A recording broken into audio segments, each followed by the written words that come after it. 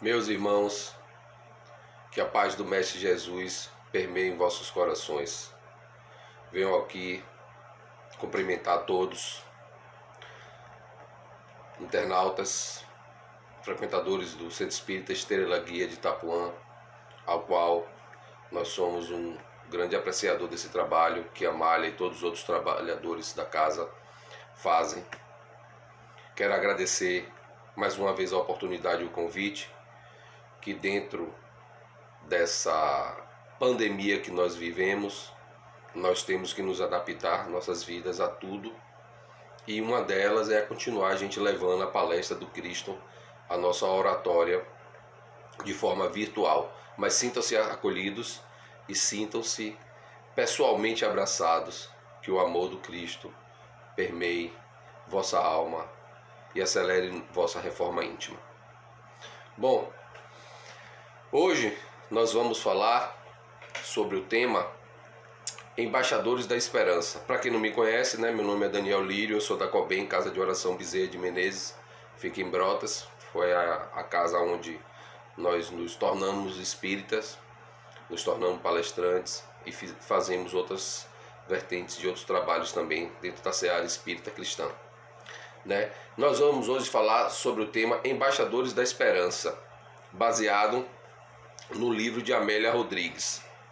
Vamos falar sobre Amélia Rodrigues, sobre a benfeitora. Vamos falar sobre o tópico, Embaixadores da Esperança, que é um tópico que vem bem a calhar, principalmente nos tempos de hoje, que nós vivemos. A esperança, a fé, é tudo o que podemos ser, o que podemos viver, pois sem esperança e sem fé não podemos ir para lugar algum. E para nós que vivemos num mundo de provas e expiações, a fé e a esperança é para provar. Provas você escolhe, você escolheu para passar. Expiações, débitos de outrora, do passado, de um minuto atrás, de uma hora, de outras vidas. Então, temos que ser testados o tempo todo. E essa pandemia vem para nos trazer mais esperança. A pandemia está dentro dos flagelos destruidores que está dentro do Livro dos Espíritos, que Leon Denisard Hipólito Rivail fez a codificação espírita. Rivail, que não era médium, não psicografava, não tinha o aspecto mental da comunicação com os espíritos, mas ele fez um trabalho grande e muito nobre, que foi codificar diversas mensagens de alguns médiuns, verificar a veracidade delas. E Leon Hipólito Denisard Rivail, vulgo Allan Kardec, ele lançou primeiro o Livro dos Espíritos, que gerou o Pentateuco Espírita, que são os 5 livros espíritas. O Livro dos Espíritos gerou o Evangelho segundo o Espiritismo, o Livro dos Médiuns, o Céu e o Inferno e a Gênesis. Mas lembrando o seguinte, que a obra básica espírita não são 5 livros, não é o Pentateuco. São 22 livros espíritas. Porque tem as obras póstumas, não é falando do pós-morte. São obras que foram lançadas após o desencarne de Allan Kardec. E tem as revistas espíritas, que somam 22 obras. Dessas obras, só codificada pelo Allan Kardec. Fora as outras obras, Só Chico Xavier codificou e escreveu mais de 400 livros. Tem a própria da Amélia Rodrigues, Joana de Ângeles, só a série psicológica são 16 livros. E dentre André Luiz e dentre outros. Então a esperança, embaixadores da esperança, temos que ser embaixadores da esperança, mais ainda nos tempos atuais, meus irmãos. Porque se não formos com fé e esperança, não poderemos chegar a lugar algum, ok? Vamos lá. Então, primeiro vamos estar falando sobre a autora, Amélia Augusta do Sacramento Rodrigues foi, quando encarnada, notável poetisa, professora emérita, escritora consagrada, teatróloga, legítimo expoente da cultural das letras da Bahia. Então, essa iconoclasta, da educação, ela é um espírito nobre, que veio com essa missão de educar a humanidade. através da educação. De educar os sentimentos, de educar a nobreza do ser, os valores, o caráter, as perfis nobres de cada ser humano. Porque é esse o motivo da encarnação. Nós encarnamos para desenvolver dois aspectos. O intelecto, que é a forma de pensar, de desenvolver, né? O que cada um vai estudar e vai ser, é exercitar a mente, né? Que a cabeça é como se fosse o Winchester do computador, a CPU. E o cérebro é a execução, né? É a memória viva. Então, encarnamos para desenvolver o intelecto e a moral. E a moral está totalmente vinculada à educação. Então, nesse livro Primícias do Reino, né, escrito psicografado por Divaldo Franco, né, pelo espírito Amélia Rodrigues, ele traz narrativas evangélicas ressurgidas em linguagem nova, atualizadas e oportunas, que ensina a palavra de vida aos tormentos dos dias atuais. Então, quando Divaldo Franco psicografou esse livro, através da benfeitora, os dias atuais não tinham a pandemia, mas os dias atuais são totalmente atuais. Você pega um texto escrito por Emmanuel, psicografado por Chico Xavier, falando sobre o carnaval, de 1940 a 1950, são tempos atuais, comentando o que é e o que significa o carnaval. E o carnaval, que possivelmente com essa pandemia, como o São João, já foram cancelados, não vai ter condições nenhuma de ser executados. São festas profanas, como nós que vivemos no mundo de provas e expiações, que eu falei. Isso é o segundo mundo na escalada espírita. Há milênios atrás vivíamos no mundo primitivo. Passamos para o mundo de provas e expiações. Como vamos passar a ser um mundo de regeneração? Muitos dizem que já começou a regeneração, já começou. A pandemia, né? Essas pragas, como teve já no Egito, né? São a demonstração que o mundo está em aceleração. Mas não vai ser um piscar de olhos. Vai depender do ser humano, 1 século ou 1000 anos, como disse o Dr. Bezerra de Menezes. Então, atormentados dos dias atuais. Como nos mantermos com esperança, atormentados pelos dias atuais? Então, a grande veneranda, né, a Amélia Rodrigues, ela faz um estudo das origens do Evangelho e apresenta o mapa da Palestina ao tempo das ocorrências, a fim de facilitar o leitor a situar-se com segurança e acompanhar as narrativas inovidáveis. É um lindo livro com diversos capítulos. Eu já fiz algumas palestras sobre outros capítulos, né, em outros centros espíritas, e nesse a gente vai estar abordando o capítulo 10, ok?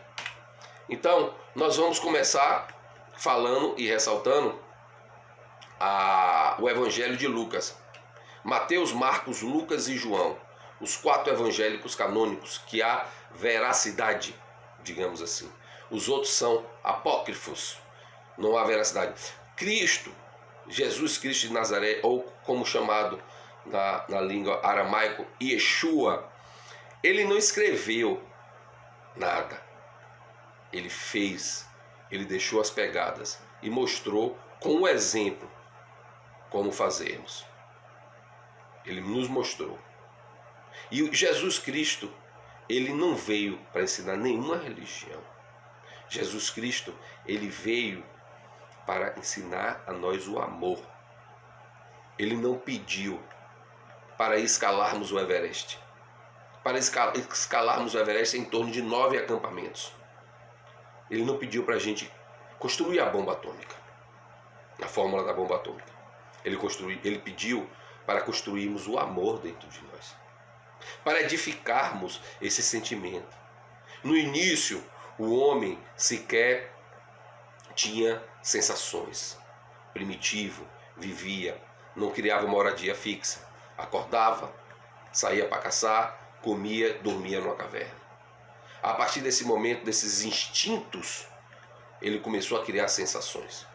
A partir das sensações, ele começou a criar sentimentos, a se envolver, a preservar, a cuidar. E a partir das sensações, ele criou os sentimentos, veio a nobreza do maior dos sentimentos, que é o amor. E a partir do amor, o homem tem a nobreza de amar, de criar em si e edificar tudo o que nos foi ensinado. Jesus, ele não precisa voltar. Jesus, ele já esteve aqui e já passou. E já deixou os ensinamentos.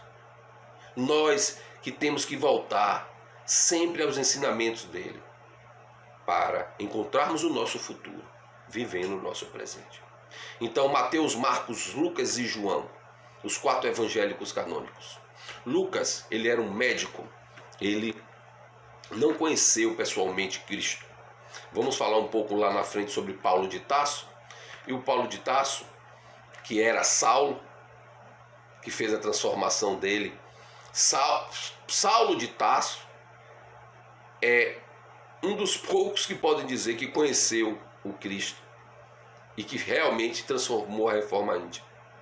Saulo, ele era um perseguidor cristão. Ele ia na estrada para Damasco para assassinar Ananias e de repente aparece um clarão e uma voz estrondosa para ele na estrada e fala: Saulo, por que tu me persegues? E ele ficou sem enxergar durante vários dias. Essa transformação de Saulo de Tarso para Paulo de Tarso durou quase uma década. E Paulo, já palestrando em nome do Cristo, em nome do Evangelho, Lucas passou numa praça e viu Paulo com os ensinamentos. E a partir disso, Paulo começou a ministrar os ensinamentos para Lucas. Paulo, quando estava preso pelos romanos para ser degolado, cortarem a cabeça dele, Lucas subornava os guardas romanos que ele conhecia para ir para a cadeia toda noite e ouvir os ensinamentos de Paulo. A partir disso, começou a surgir o Evangelho de Lucas. Lucas começou a escrever o Evangelho dele. E os romanos pegaram isso, as leituras das Escrituras, e quando leram, falaram: essa grande bobagem, pode levar isso é descartável. Foi assim que surgiu o Evangelho de Lucas, com os ensinamentos de Paulo de Tarso, de tudo que ele viveu e se transformou. Então, no Evangelho de Lucas, capítulo 10, tem lá a missão dos 72 discípulos. E aí Lucas fala: e depois disso, viagem súbita do Rabi para Jerusalém, designou o Senhor ainda outros 70 e mandou-os adiante da sua face, de 2 em 2, em todas as cidades e lugares aonde ele havia de ir. Lucas capítulo 10, versículo 1. Então o mestre pediu para ir de 2 em 2 discípulos, informando, veiculando, demonstrando os ensinamentos do Evangelho. Hoje em dia nós saímos para fazer uma oratória, ficamos em frente ao celular, vamos de carro com ar-condicionado, encontramos todo o aparato no centro espírita, né? Conversamos, dialogamos e fazemos a palestra. E naquela época saíam a pé de 2 em 2 discípulos para veicular a mensagem do Cristo. Aí o apóstolo Paulo de Tarso, que eu já fiz uma breve apresentação para ele, na obra Paulo e Estevão, né, de Emmanuel, né, Chico Xavier escreveu, psicografou pelo Emmanuel, né, pelo Espírito Emmanuel. Ele ressalta sobre a lei de cooperação que o próprio Cristo vivenciou e praticou, né? Os apóstolos, após a paixão do Cristo, saem para propagar a boa nova e fazer as preleções doutrinárias. A boa nova, o que é a boa nova? A boa nova é os ensinamentos do Cristo. É o que o Cristo nos ensinou.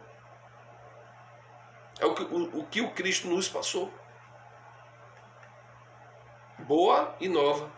Nova vai ser sempre atual. E eles começaram a fazer as preleções doutrinárias, a palestrar. Isso está no livro Paulo e Estevão, que é um excelente livro do Espírito Emmanuel, psicografado por Francisco Cândido Xavier. Então ele fala sobre a lei de cooperação que o próprio Cristo vivenciou e praticou. Aí eu nos pergunto, meus irmãos, para trazer para a nossa atualidade hoje em dia.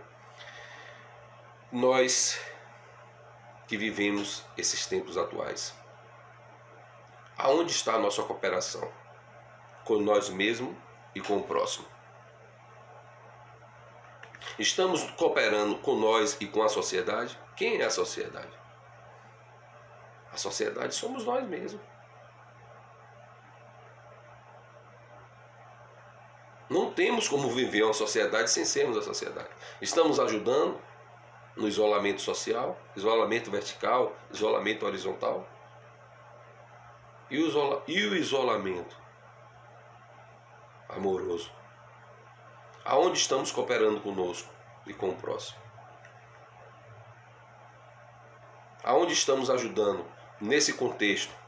Só vamos vencer isso com a cooperação de todos. Ainda ontem, no dia 14 de maio, a Organização Mundial de Saúde, a OMS, ela divulgou que provavelmente o coronavírus não vai sair mais do planeta Terra. Então nós que temos que adaptarmos a viver com isso. E essa adaptação é para melhor com uma praga dessa?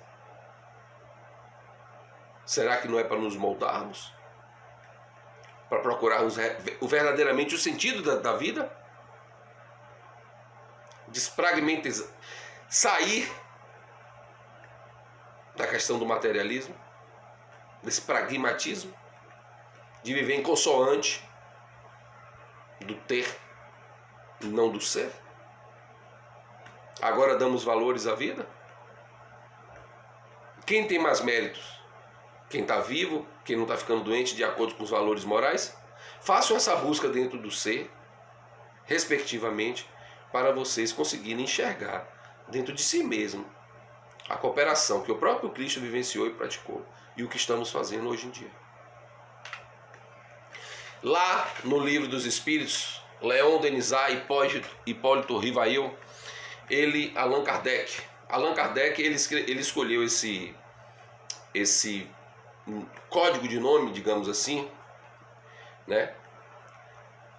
Por dois motivos. O primeiro, que ele não queria ser visto e rotulado a essa etapa que ele estava fazendo da codificação espírita com o que ele era, o educador, né, professor, né? E o outro é que ele já teve uma experiência em outras vidas, em outra vida, com esse nome Allan Kardec.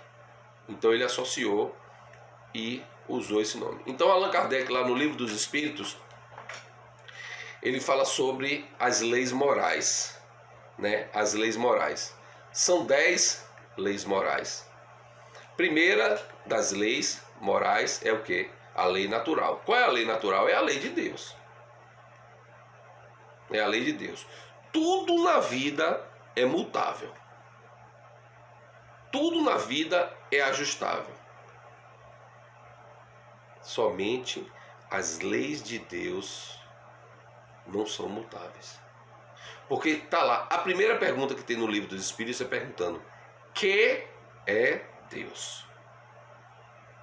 Deus é a inteligência suprema, é o ser onipotente, onipresente. É a causa primária de todas as coisas. Se ele é o Criador, como as leis dele seriam mutáveis? Os homens que têm que ser mutáveis ao Criador. Deus, a doutrina espírita, ele não critica nada. Chico Xavier, o maior médium desse planeta, que tinha uma aura imensa que captava com aquela antena que ele recebia e captava os pensamentos, o que a pessoa estava passando. Ele mesmo falou, só ficou na doutrina espírita porque a doutrina espírita diz que ele mesmo não é a salvação. A doutrina espírita prega que fora da caridade não há salvação. Que se a doutrina espírita falasse fora do espiritismo não há salvação, Chico Xavier não teria ficado. Quem falou isso foi o próprio Chico Xavier. Então nós não criticamos nada, mas Deus é fiel? Ou você que tem que ser fiel a Deus? As leis de Deus são absolutas, são imutáveis. Nós que temos que nos adaptar. Olha a questão da pandemia, nós temos que nos adaptar. Deus não castiga ninguém. Deus é muito misericordioso. Deus é muito palpável com o ser humano. Como o Chico Xavier disse, se os nossos fardos caíssem aos nossos ombros de vez, ninguém ficaria de pé. Ninguém ficaria de pé. Os acontecimentos vêm aos poucos. E nós temos que estar preparados. Então, lá na lei de sociedade, a primeira lei é a lei natural. A segunda lei é a lei de adoração. Adorar quem? É Deus Pai Celestial. E nós vamos ressaltar aqui sobre a lei de sociedade. Então está lá na questão 766. A vida social está na natureza? Allan Kardec pergunta aos espíritos. Certamente, Deus fez o homem para viver em sociedade. Não lhe deu inutilmente a palavra e todas as outras faculdades necessárias à vida de relação. O homem foi criado para viver isolado. Deus não criou o mal. Nós nos tornamos o mal. Deus nos criou simples e ignorantes. O espírito, com a letra minúscula, viemos do reino vegetal, mineral, animal. Aí está lá no livro dos espíritos, Allan Kardec pergunta, como é feita a mutação do espírito do reino animal para o reino hominal, versão homem, entre aspas. Aí Allan Kardec, os espíritos respondem a Allan Kardec, só Deus sabe disso. E vocês não estão preparados para tal conhecimento. Muitas perguntas que Allan Kardec fez no livro dos espíritos, são 1018 perguntas, que na verdade são 1019, porque tem uma repetida.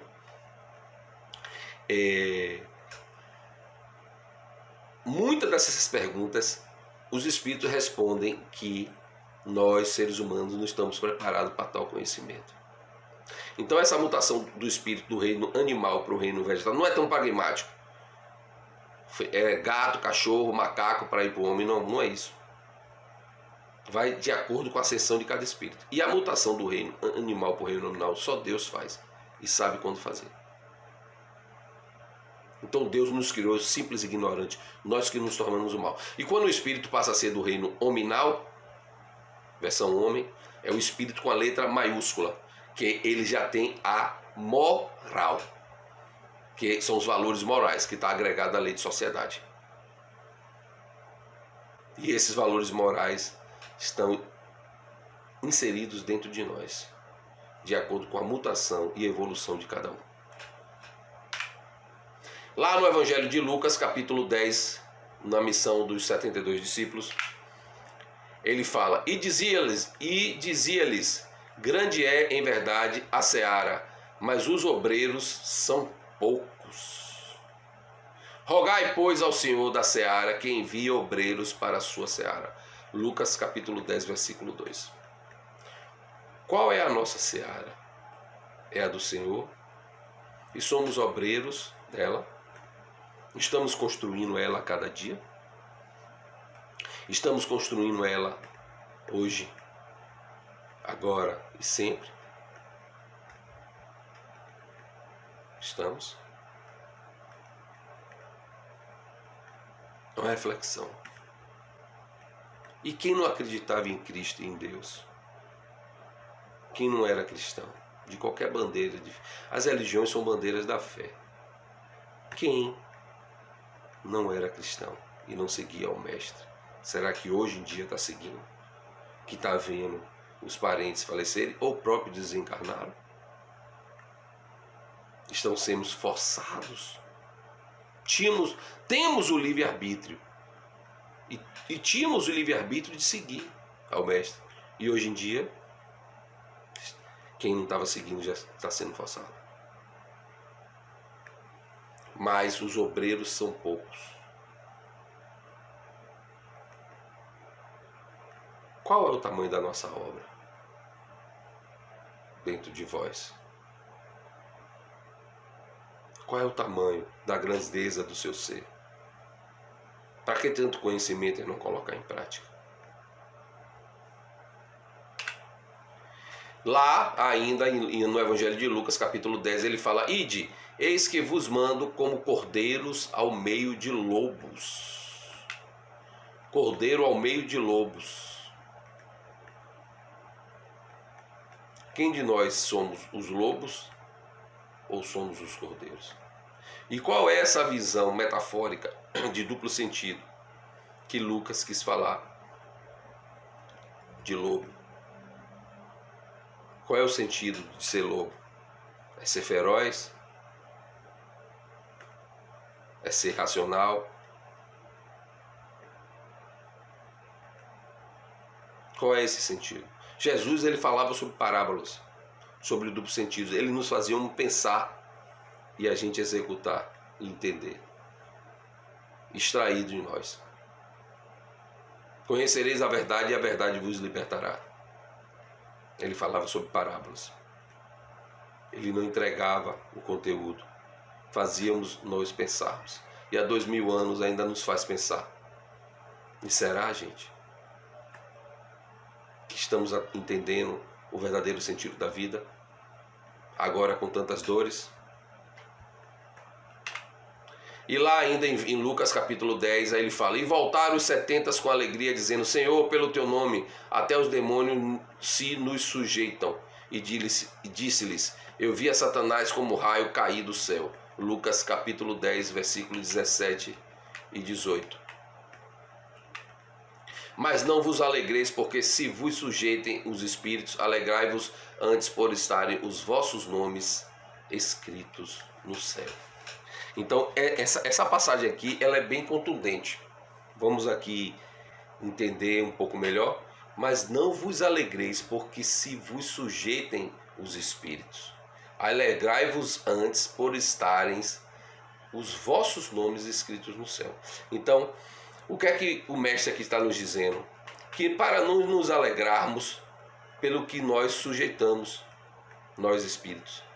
Às vezes conquistamos, fazemos, desenvolvemos aqui e já criamos a alegria no sentido vulgar do ser, de uma conquista efêmera, passageira, que não tem um real sentido. Tudo são consequências de vossos atos. E a vida é feita de escolhas. Então, o que é que o mestre nos fala aqui?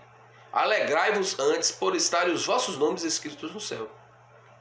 No céu, o plano astral, a erraticidade, que é a nossa verdadeira casa. É o nosso verdadeiro sentido de viver. Não tem céu e inferno. Ir para lá. São mundos paralelos. No plano astral, estarem os vossos nomes escritos no céu. Ou seja, ele está querendo dizer o quê? Que vamos nos alegrar quando Deus Pai Celestial reconhecereis no nosso plano astral os nossos nomes. Essa sim é a causa de nos alegrarmos, de nos estendermos e desenvolvermos nossa alegria da vivência do ser, a ser reconhecido pelo Deus Pai na causa maior, no plano de onde viemos, que é da erraticidade, e não pelas alegrias passageiras, erráticas, mundanas, efêmeras desse planeta. Então lá o apóstolo Paulo de Tarso, ele fala: para que eu não me exaltasse pela excelência das revelações, foi-me dado espinho na carne mensageiro de Satanás para me esbofetar. Então, o que é que o apóstolo está nos falando? Totalmente correlacionado com o que eu falei anteriormente, no slide anterior.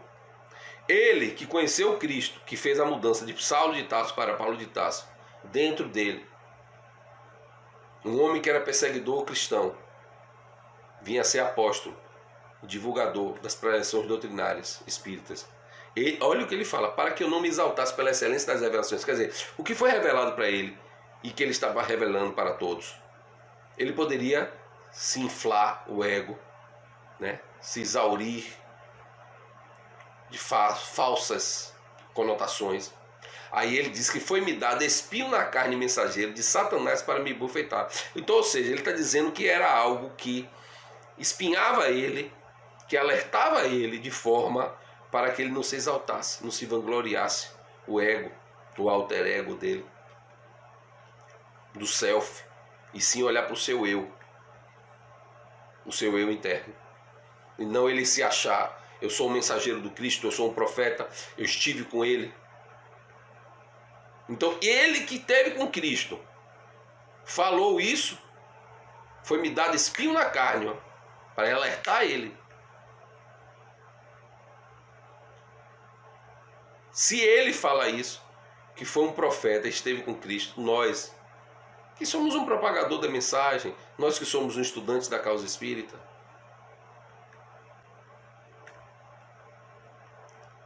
nos enaltecemos com cargo numa casa espírita, nos enaltecemos com a coordenação, com um livro lido, e nos achamos o quê? Lá no capítulo 10, Betara ou Casa da Passagem. 2 anos atrás o Rabi passara por aqueles sítios e sua alma continuava impregnada das emoções sublimes que a visitaram quando se acercava das águas frescas e deixara-se batizar para que se cumprisse o que estava escrito. Amélia Rodrigues, né? Ela tem uma narrativa tão bela e linda. Ela tem uma narrativa tão bela e linda que ela tem a forma de persuadir a informação como se a gente estivesse enxergando ali aquele momento, né?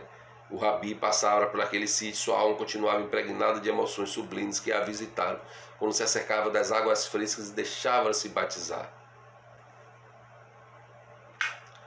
Aí ela continua dizendo: aqueles homens não haviam visitado apenas as cidades populosas e as estradas reais, que foi de 2 em 2, como eu citei mais cedo, né, os seguidores, os discípulos do Cristo, para visitar e levarem a boa nova. Eles estiveram nas aldeias e venceram os caminhos das montanhas abertos pelas cabras. Revezaram-se no afã apostólico, abriram clareira e prepararam a sementeira. Abriram clareira não necessariamente de abrir caminho, de cortar o mato, de cortar uma cerca, e sim de abrir a clareira do ensinamento da Boa Nova cristã, do conhecimento da causa maior, do sentido da vida, e prepararam a sementeira. Você planta a semente e você rega essa semente e você cuida dela todo dia. Ela vai dar uma linda flor, depois um lindo caule, depois um lindo tronco e uma linda árvore cheia de frutos. E temos que preparar e nos prepararmos a cada dia para essa sementeira, como revela aqui lá em Betara, na Casa da Passagem, a benfeitora Amélia Rodrigues. E aí ela fala lá no capítulo 10, ela cita Filipe, né? Que eu vou fazer depois uma citação de Filipe ao Atos, né? Que é, digamos assim, o 5º evangelho, né? Eu vou estar explicando aqui. Aí ela fala: Filipe, que fora chamado para esparcir as sementes de luz, rogara primeiro enterrar o Pai, ora, ouvidos atentos, comovido até as lágrimas, escutando a narrativa eloquente dos ceareiros ditosos. Os ceareiros ditosos. Os ceareiros com vontade, os discípulos do Cristo com vontade e acreditando na causa de levar o conhecimento, de educar. Imagine naquela época, há mais de 2000 anos atrás, esses ensinamentos. E aí Filipe falou: rogara primeiro enterrar o Pai. Ali estava agora ouvidos atentos. Então, lá em Atos dos Apóstolos, né, que é considerado, digamos assim, o 5º evangelho, né, Mateus, Marcos, Lucas e João, lá em Atos, como é conhecido Atos, né, eu vou explicar aqui um pouco. O Atos em latim, ele fala Acta Apostolorum.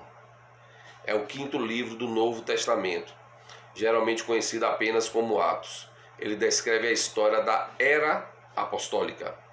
O autor é tradicionalmente identificado como Lucas, o evangelista, né? Que são 4 evangelistas: Mateus, Marcos, Lucas e João. Então, no livro Atos, como é conhecido, o autor tradicionalmente identificado como Lucas, o evangelista. Então, lá em Atos, a gente vai ler a passagem de Filipe e o etíope, né? Vamos ler lá a passagem de Filipe e o etíope. Atos, capítulo 8, versículo 26 a 40. Um anjo do Senhor disse a Filipe: vá para o sul, para a estrada deserta que desce de Jerusalém a Gaza, hoje em dia conhecido como a faixa de Gaza. Ele se levantou e partiu. No caminho encontrou um eunuco etíope, um oficial importante encarregado de todos os tesouros de Candace, rainha dos etíopes. Esse homem viera a Jerusalém para adorar a Deus, e de volta para casa, sentado em sua carruagem, lia o livro do profeta Isaías. E o Espírito disse a Filipe: aproxime-se dessa carruagem e acompanha. Então, lá onde desce para Jerusalém, na faixa de Gaza, na passagem de Gaza, ele se levantou e partiu. No caminho encontrou um eunuco etíope, um oficial importante encarregado de todos os tesouros de Candace. Esse homem viera a Jerusalém para adorar a Deus. De volta para casa, sentado em sua carruagem, lia o livro do profeta Isaías, né? Os profetas, naquela época, né, eram seres considerados que tinham comunicação com Deus, né, com o plano astral. Quem começou, né, o Velho Testamento veio com... Hoje em dia, no livro dos Espíritos, nós temos as leis morais, né? Como eu citei aqui algumas e falei mais sobre a lei de sociedade, né? Mas o Decálogo, que é os 10 mandamentos, quem teve o contato foi o profeta Moisés. Tem o Abraão, o pai maior, e o profeta Moisés com o Decálogo. O Decálogo, que não são 10 mandamentos, são mais de 200. De como andar, de como cortar o cabelo, de como comer, de como se comportar. Só que foi feito um resumo. E o Decálogo são os 10 mandamentos. Moisés, ele falou com Deus?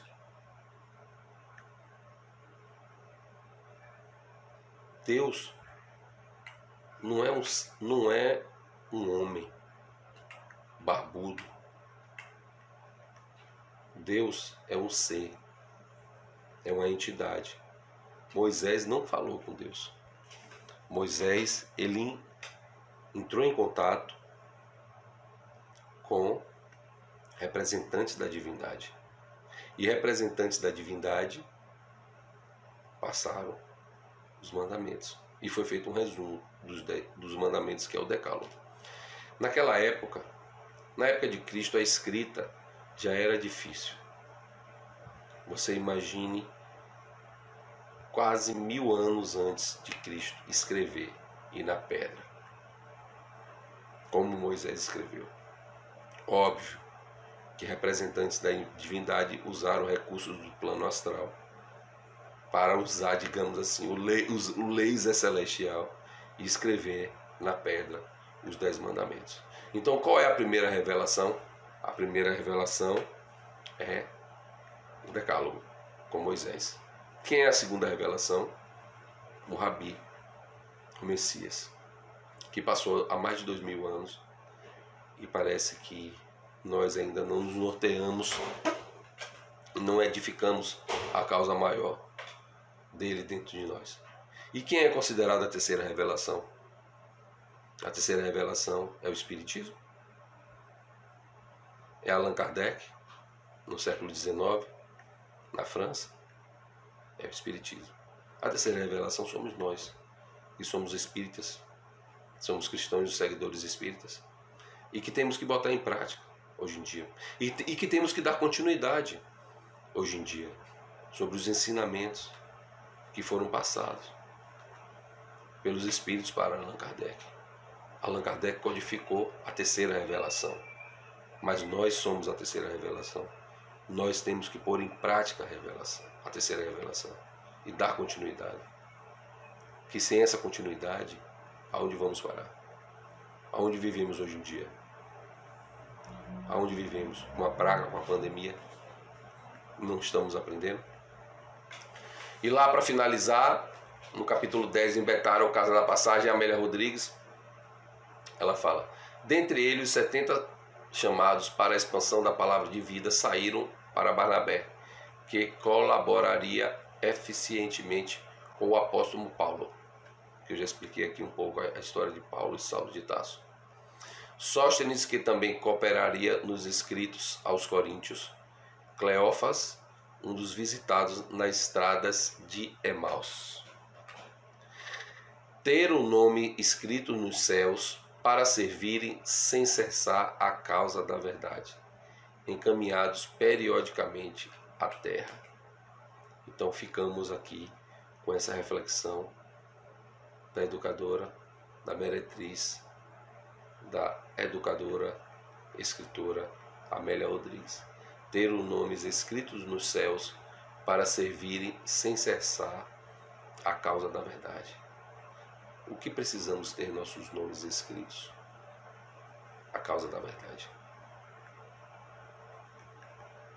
Conhecereis a verdade e a verdade vos libertará. João. O que precisamos para ser verdadeiros? O que precisamos para ser encaminhados periodicamente à Terra? O que é que ela está dizendo aí sobre as reencarnações? Por que reencarnamos? Para atingirmos a plenitude. A plenitude é o status quo do espírito, aonde não precisamos mais reencarnar. Vai depender da quantidade, do valor moral do espírito, para ver a quantidade de encarnações na Terra. 80 encarnações, uma média por espírito. Bezerra de Menezes, cearense, político no Rio de Janeiro, que foi o médico dos pobres. Ele foi presidente também da Federação Espírita Brasileira. Foi conhecer o espiritismo bem já mais desenvolvido na vida, em torno de 60 anos. E quando apresentaram para ele, ele falou: eu já vinha fazendo isso a minha vida toda. E ao desencarnar, comunicaram a ele que ele tinha atingido a plenitude, que ele poderia ir a outros orbes celestes, crescer e se desenvolver. E ele falou: eu não saio desse planeta até que esteja uma alma sofredora. Então, como a Amélia Rodrigues falou aqui, encaminhados periodicamente à Terra. Até quanto tempo seremos encaminhados periodicamente à Terra? E será que teremos a oportunidade de voltar a encarnar aqui? O espírito, ele não regressa da fase hominal para a fase animal. Ele não evolui, mas ele pode perder as oportunidades se ele está agindo como animal, ele viver num planeta primitivo, na forma hominal. Ter os nomes escritos nos céus para servir sem cessar a causa da verdade. O que é que está nos faltando, meus irmãos, para nos servirmos a causa da verdade sem cessar? Será que temos que passar por tantos flagelos destruidores, por tantos sofrimentos para aprendermos a amar? Aonde vamos edificar a causa maior do Cristo? E quando? Precisamos perder um ente querido? Precisamos sofrer com o desemprego, com a falta de alimento? E o que precisamos para ter os nossos nomes escritos nos céus? Ter o nome escrito nos céus é ser reconhecido pelo Pai Maior, por Deus Todo-Poderoso, a inteligência suprema, e ver o nosso esforço, e ver a nossa causa, porque Ele vê tudo. E Ele vendo tudo, Ele lê nossa mente, e irá escrever nosso nome nos céus, de acordo com o nosso merecimento. Muito obrigado, meus irmãos. Que assim seja.